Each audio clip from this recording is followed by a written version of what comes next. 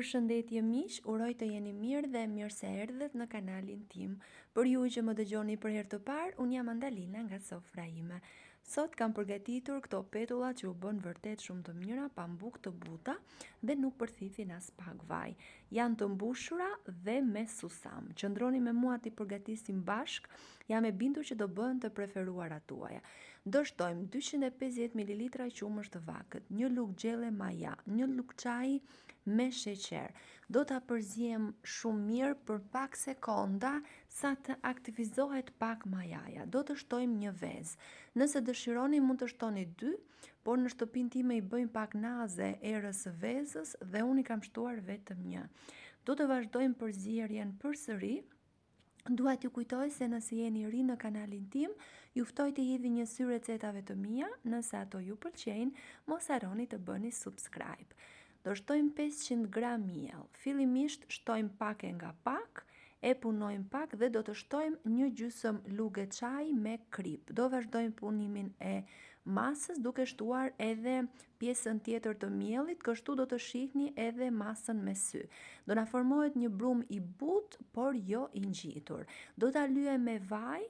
Vaji ndihmon që të pushoj më mirë dhe do ta mbulojmë me një qese kuzhine dhe me një pecetë të pambukt, duke lënë të pushoj për 1 orë. Sa më shumë të pushoj, aq më mirë. Unë as 1 orë nuk e lash, me thënë të drejtën, pasi nuk po prisnin më. Dhe gjithsesi ato u bën shumë të mira edhe pse unë i lash për rreth 30-40 minuta. Do t'i vendosim në tavolinën e punës, do shtojmë miell, pasi do shihni që pasi pushon brumi bëhet pak i ngjitur, por mos u shqetësoni, mund të shtoni pak miell në mënyrë që të hapet lehtë. Do ta lyejmë me miell sipër dhe poshtë dhe do ta hapim me kujdes në formën një pete as të hollë dhe as të trashë. Lart do të shtojmë 1 deri në 2 lugë susam dhe do ta bëjmë përsëri me hapësën e petëve kështu në mënyrë që susami të ngjisë në petë. Do veprojmë kështu me të dyja petët dhe do ta kthejmë nga ana tjetër petën dhe do ta mbushim me djath. Nëse keni dëshirë, mund të shtoni edhe sallam të kryer në rende, mund t'i mbushni me reçel, mund t'i mbushni me çokoladë sipas dëshirës tuaj. Unë zgjodha djath kaçkavall. Do të shtojmë lart edhe pjesën e dytë, pra petën e dytë, dhe do t'i presim. Mund t'i jepni formën sipas dëshirës, edhe me thik mund t'i prisni duke i bërë katrore, pra sipas dëshirës. Siç i kemi kështu, do t'i skuqim në vaj të bollshëm dhe në zjarr të ngadalt, duke i kthyer her pas here.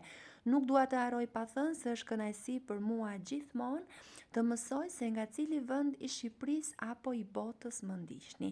Nëse keni dëshirë, mund të më shkruani atë në koment. Keni parasysh që skuqja duhet patjetër në zjarr të ngadalt, në mënyrë që të mos digjet susami dhe brenda të skuqet mirë dhe të mos rinë pa pjekur.